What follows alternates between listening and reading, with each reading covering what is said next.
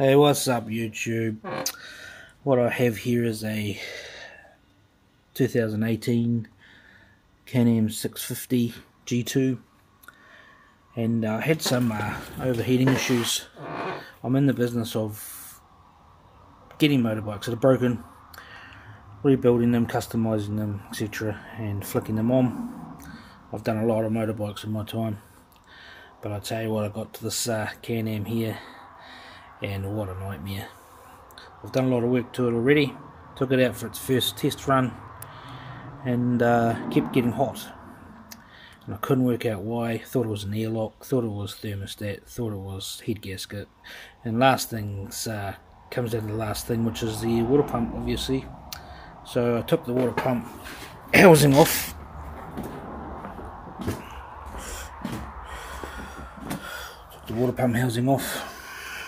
and just sort of wound the motor over, and it wasn't turning with the motor, so that's pretty obvious. That's the problem.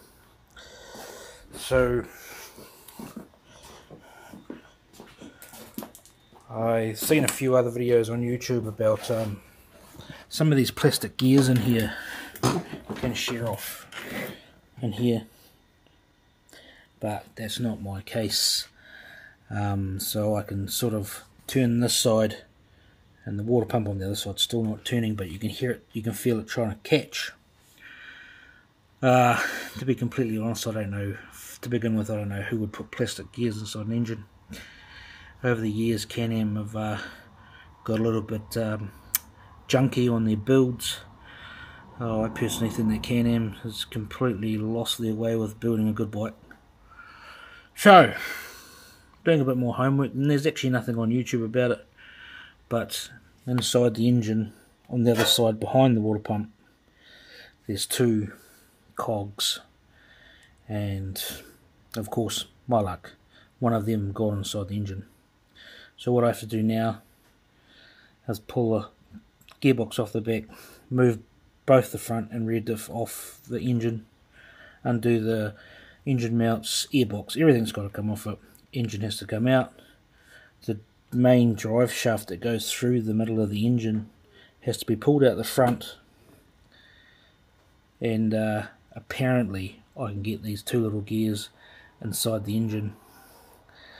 That's if I'm lucky, because this one here, I don't think should be able to slide backwards. But it might be able to, but that shouldn't be so easy to turn. See, at the moment the other side is connected to the water pump, and the water pump's not turning, but you can feel it trying to grip.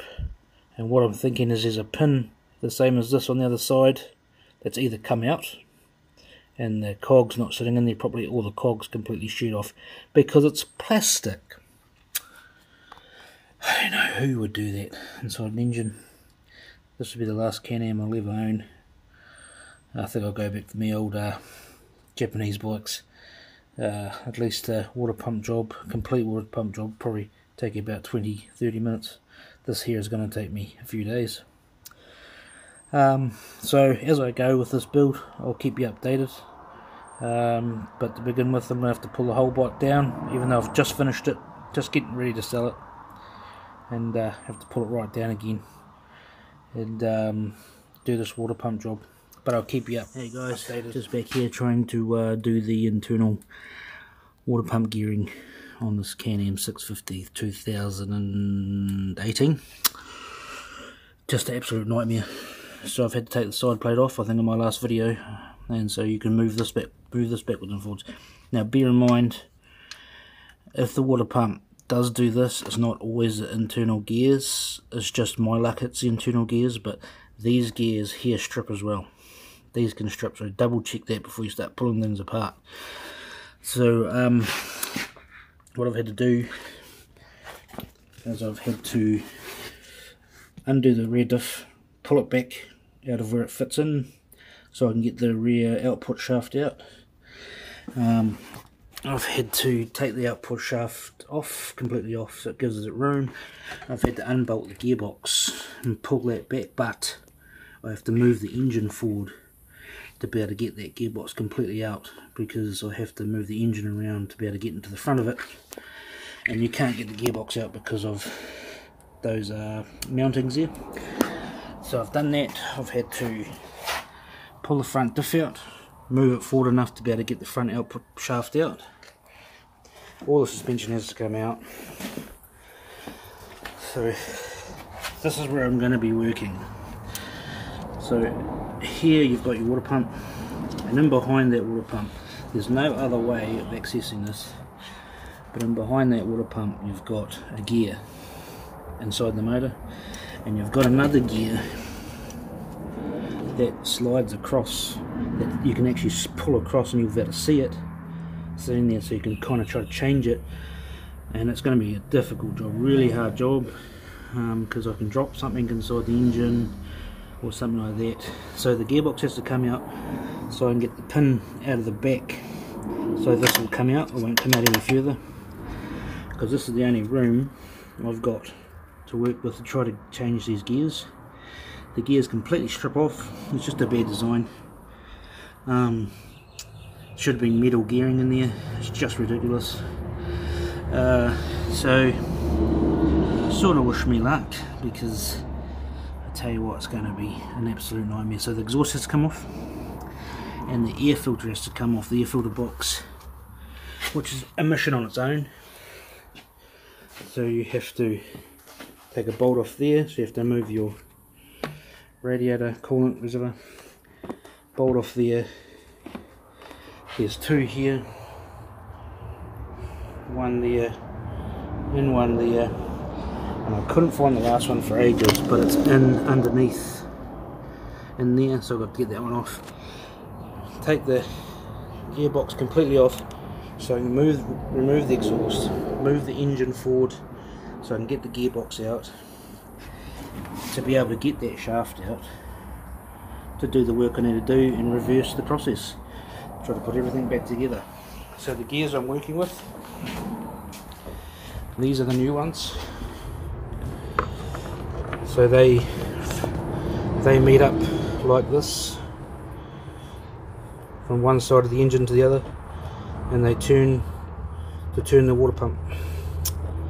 And yeah, I don't know who would put these gears inside those engines, inside that engine, because they should be steel. This shouldn't happen, but it does apparently.